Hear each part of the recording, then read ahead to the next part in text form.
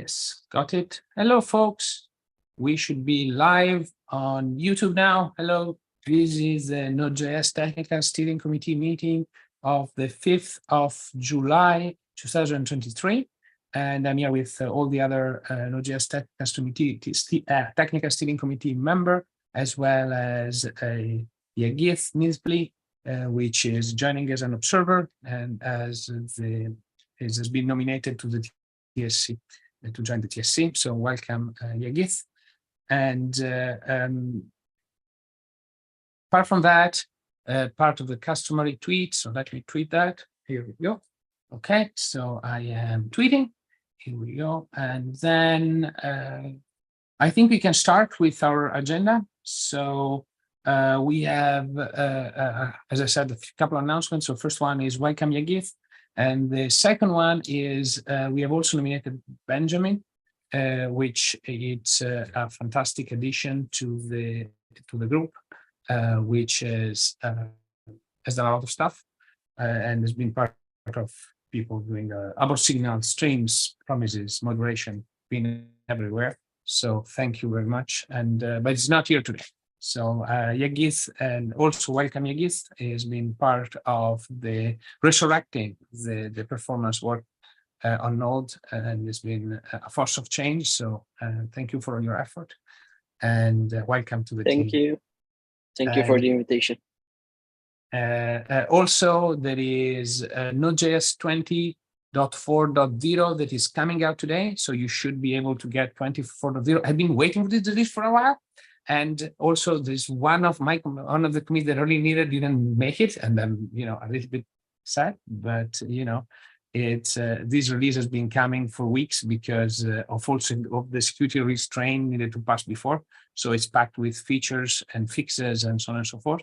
So I can't wait to see this being released. Then I think are there any other announcements?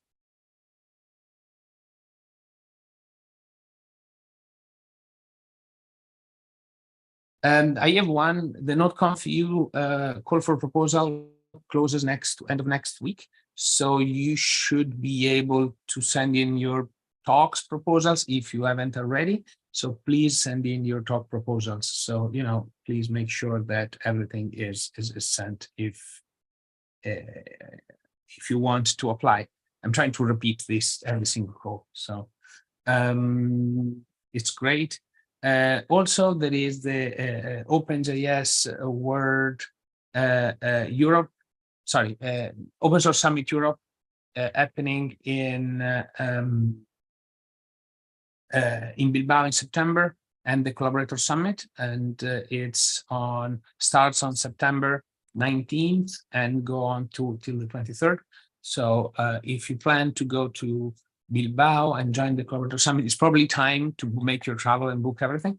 And also, I think there is a ticket to book this time, very small fee to cover for things. So it's great. As usual, there is the travel fund, the OpenJS travel fund, in case you need some assistance for the travel. I think it's full with announcements.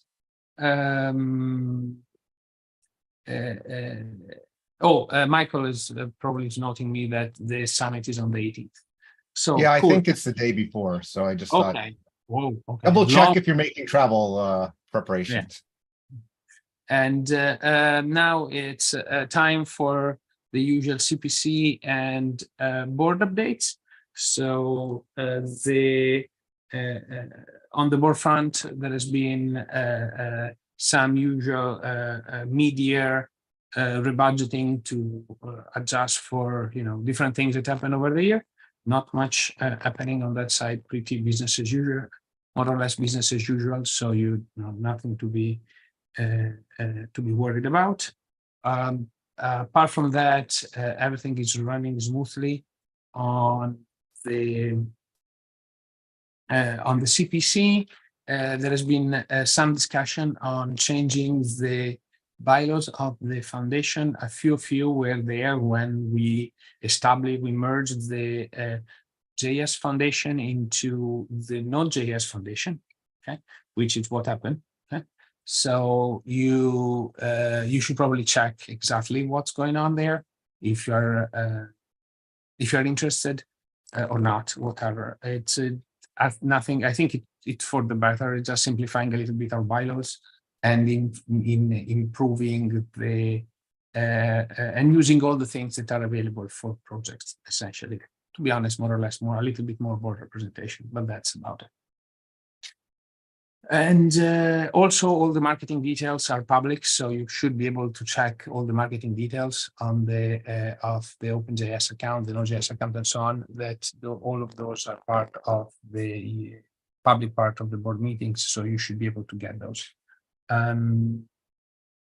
Then I think it's time to move to the Node.gip release handling issue, which has been going on for a while. And I am not super familiar with the things that we were,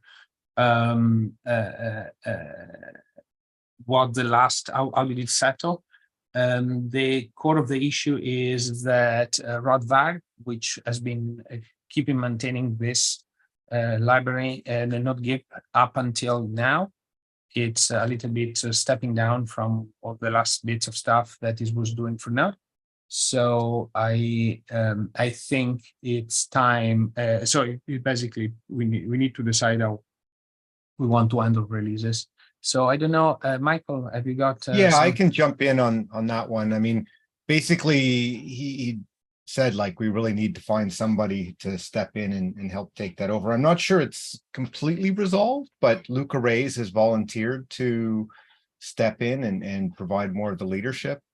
I did confirm with Rod offline that he'd be okay if we, as long as we're comfortable with giving Luca Reyes the sort of collaborator maintainer bit, he's okay with that. So that's what I'm proposing is, and I propose that in the issue that we go ahead, we basically make him the maintainer. He works for NPM. He's somebody that we know. So that seems like a good thing to do.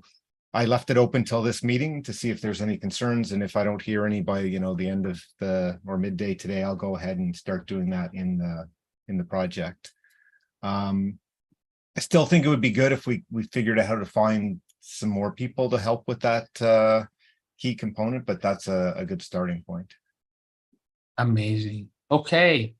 I don't think so that we can remove that from the TSC agenda. I think there is much more to cover.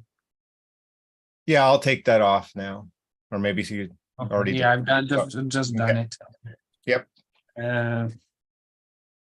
Yeah. Okay. So. Okay. The next issue is remaining of the remaining use of the Open Source Security Foundation funding. Issue 1384 of the Node.js Technical Steering Committee repo. And the question here seems a little bit solved in the sense of we are waiting for the cross-project council to make some decisions, and now we want to handle this also on the foundation to make some decision on how we want to handle this. So I don't know if there is anything else we should cover here. So we have a little bit of money left to be spent for 2023 that is come from the grant that we got for from the Open Source Security Foundation. And yeah, the question is if we want to put it into adding some more contractors on to handle some security work, or essentially transfer the funds to our LFX crowdfunding account so that we can manage these ourselves. Yeah, I'd agree. I think we're just waiting on questions. We asked if the foundation could help by either managing a contractor or transferring it over, and we're just waiting to hear back. Great. Yeah, amazing. And yeah, that's kind of it. Okay. Next issue. I'm sorry, Michael. What's the question that we are waiting the answer for from the foundation?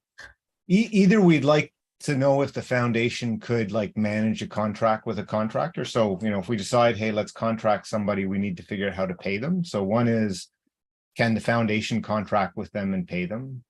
Or if the answer to that is no, then can they transfer the funds into the LFX account that we have? Because that's another vehicle we could use to pay people. Okay, so the problem is not really about, we don't know which project or which component, which area to invest the funding. The problem is about how to find the maintainer. I'm sorry, I'm just trying to understand. Yeah, I think like Raphael had proposed that we use it to help automate security releases. Okay, And so based on that suggestion and from the discussions we had, that was the suggestion that was put forward. So now it's more about the mechanics of how we actually could do that. The first question is like, okay, how would we be able to pay somebody if we find them? Then we'll have to move on to like, how would we find them? Pretty much, yeah. There's been probably a few volunteers already. If we found a way to pay them, some people will probably show up essentially to get that done. Yeah, I think that's about it. So, okay. Yeah. Thank you. Oh, good. Okay, great. So yeah. Now the next issue is issue 1178 of the TSC repo, which is about putting our CLI tools behind the Node.js namespace. And this was added by Danielle. So what's the, I haven't really followed this one too much. So what should we talk about? I don't see a question for the TSC. I think we'd mostly left it on to see if we could, confirm with Danielle that it's covered off what she'd originally intended in opening the issue. So we have one namespace, which we could start migrating things to. We've asked for another one, which is still waiting. But yeah, I don't think there's, without, in this group, I don't know if there's anything specific to discuss. Yeah, I don't think that there's anything that within this group that needs to be further decided. I think we kind of like got directions on what we should do. And then, yeah, we just have to do it. Okay, so Danielle, are you happy that we take this off the agenda now, or? Yeah, Okay. that's fine. Okay, thanks. We'll do that. Yeah. Amazing. Okay. Perfect. And now there is issue 807 of the admin repo, which is which is about adding a leader for the example initiative, which is something old and something new at the same time. We love those old new things. Essentially, we had a very old example repository that was more or less people contributed to it like 3 years ago, something like that. That was the bulk of the work. And there was some servers created with Express and underbars and some CLI. And, some of the stuff really doesn't match how you would implement things these days anymore, I would say, and in terms of library used versions and things like that. So I think that Jean Bourrelier Chiplu on GitHub is volunteering to revive that, and we been asked if we are okay with it. So please chime in the issue, +1 it, and so on, or object if you don't think it's something that we should be doing. Definitely plus guess, on that, sure, go ahead. because has been dormant for more than a year, and anybody coming up to drive that initiative is definitely welcome. Yeah. Absolutely. Yeah. Great. Okay. So I think maybe, do we think that like if by the end of this week we haven't had any objections, we can move forward with that? Yeah. I think it's been open for 2 weeks now and should have a fairly good awareness. Okay, so unless there's anybody who thinks we should wait a little longer, if we don't hear any objections by say Friday, we'll move forward. Sure.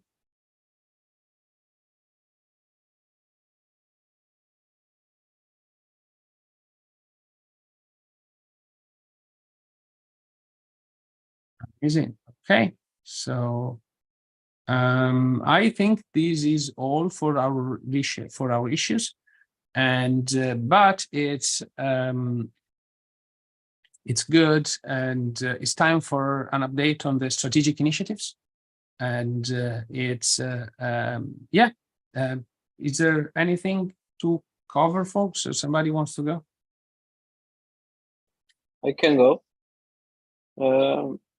Just yesterday, Vinicius, who was working on improving the legacy CGS resolve, its PR just got merged. Sorry, which strategic initiatives is performance strategic initiative. Sorry, I forgot to tell that. Vinicius PR got merged with 30-40% performance improvement, I guess. I started working on the package JSON reader improvement for the loaders, and opened the PR on replacing the JSON reader with SymJSON. I didn't see any significant performance improvement, so that PR is on hold. But currently, due to Mateo's recommendation, I started looking on the Node file, especially read file. So that's what I will be focusing on the next. For UTF-8, okay? Like people Yes. keep. I was chatting with a few folks on the bundler in the bundler ecosystem or bundler compiler world, and they were all complaining that read file was their major bottleneck. And essentially, they need to read a lot of files in parallel most of the time. Yes, and because of this buffer to string Well, conversion, it's one of the problems. That's one of the problems. So that's what I want to work on for the next couple of weeks, I guess. Amazing. Yeah, that's it. Thank you. Yagit, can you just put in a few things, a few links on all of this on the meeting notes, please? I couldn't catch all the names that you put in there. So if you have put the links and stuff, it'd be great. Michael, you did something on the Node 10. Yeah, just on the next 10, thought I'd mention that the recent survey results have landed. So that's, I think, quite interesting for people to take a look at. It's got some confirmation, I think, that like our technical priorities match up with what people think are important. Also, a lot of feedback on ES usage with ES modules and just Node in general. We asked for problems, so people listed issues they're having, and I think it's interesting to go through and look at some of that. Certainly something. Oh, really? I didn't know about that we have a list of problems now. It's great. Yeah, the last question was a write-in question. The last two were kind of write-in ones, and so one was about kind of like what challenges do you have with ESM, and so there's a long list of answers there. And then the other one was like, hey, what kind of problems do you have with Node? And I don't think any of them will be massive surprises, but they're ones that, like, quite a few people mentioned threading, and I'm kind of like, okay, that's not necessarily something I would have guessed. But things like performance and threading are there, and a few other things. It's interesting to read through and kind of see the number in the different areas that are grouped together. Interesting. Okay. So yeah, it's an interesting read. I recommend any of the collaborators to go through if you're interested in what people are thinking, to read through those. Amazing. Yeah, I didn't notice that there was more stuff on. Yeah, if you go to that open-ended survey question one. Yeah. You probably have to download it because it, at least for me, I had some challenges reading it online. Yeah, it's so very interesting. Dear name and file name. And right, like that's one for ES6. Yeah, like I think we've heard that, but it shows up pretty strongly in the results there. And yeah, it's Yeah. Yeah, perfect. Amazing. So yeah, I thank everybody who took the survey. It was quite a good number of people, and I think most of them finished it, and it was actually quite a lot of write-in answers as well. So, you know, really appreciate all the time people took to fill it in and give us this good info. Perfect. Okay, amazing. Oh, look, it's actually very good. Actually, very good story here. So it's nice. It's nice to see ESM is picking up, but also the problem that it's also very conflicting answer. One, I'm just skimming, is actually very hilarious in some of them. So it's great to see. So it's very conflicting points of view in that box. So very, very interesting, folks. Check it out. Anytime we ask people, we get you're too spec compliant, you're not spec compliant enough. Yeah, right? both of those time at the same time. Okay, so it's actually, yeah, it's how do we get the right balance, which is always hard. yeah. Well, how do you bet the balance of spec compliance? This is hard stuff. Amazing, folks, and this comes at the end of the meeting. And I ask everybody. Sorry? Sorry to interrupt, but I do have some updates on single executables, actually. I think there is also some updates on Shadow Realm now that I checked. So let's go through both. You want to go with this single executable first, then we can go for the Shadow Realm one. Sure, sounds good. Okay, so regarding single executables, so I've been continuing my work on the PR that adds support for the bytecode caching in single executables to improve the startup time. When I was doing the initial PR, the assumption was that this is going to be done for all single executables by default, like the code caching thing. But unfortunately, that doesn't seem to be a very safe thing to do. There are various issues, like, for example, if you're using import, it just crashes when you run the executable. So you're still waiting for some V8 upstream changes to land first before turning this into a default setting. But before that, like for now, I reworked my PR so that it's actually an option now. So if you want to enable V8 bytecode caching on your single executable, you could just set one option in the SEA config, and that should be it. So I've pushed my changes, and I'm waiting for a new set of reviews on that. So that's all for the code caching thing. And apart from that, I know that Joey had sent a PR for adding snapshot support to SEAs. So yeah, I've been out of office for a while in between. So I took a while to get back to the PR, and I finally dropped my review comments there. So yeah, that's it for me. Great. There is also an update on Shadow Realm. Shendong? Yeah, we are bootstrapping both ESM and CGS module loaders in the Shadow Realm. This PR depends on Joey's work to reduce the leaks of the synthetic modules, which reduce the leaks of the module wraps. So yeah, this Shadow Realm's entry point has a different from how we import normal modules, since we don't have a parent URL when importing a entry module into the Shadow Realm. So please take a look at the PR if you are you have some concerns with it. Amazing. Okay, I think this is all for today. Please, the TSC members, stay on. We have a little bit of a private discussion to have. Thank you very much to all folks that tuned in for the meeting, and see you all next week. Thank you, and